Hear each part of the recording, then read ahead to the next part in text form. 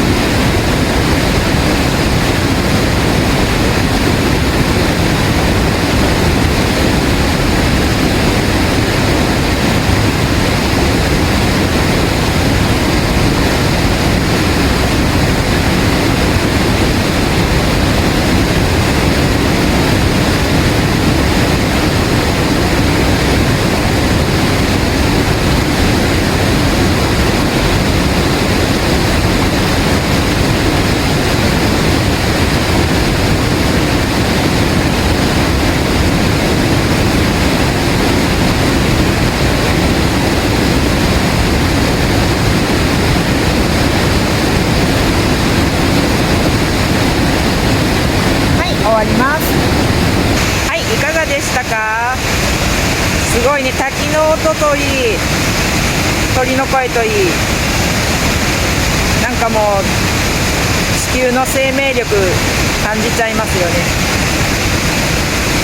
こういうとこにいると人間ってちっぽけだなって思います。美しい景色もこの後撮りますので、よろしければぜひそちらもご覧ください。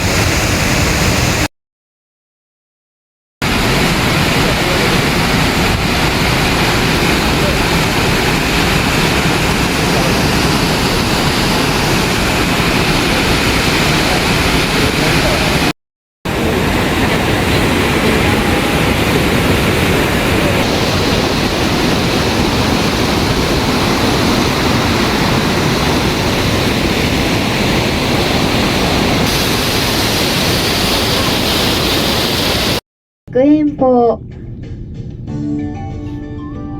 2000年の歴史を誇る金桜神社がございますので、ぜひお立ち寄りください。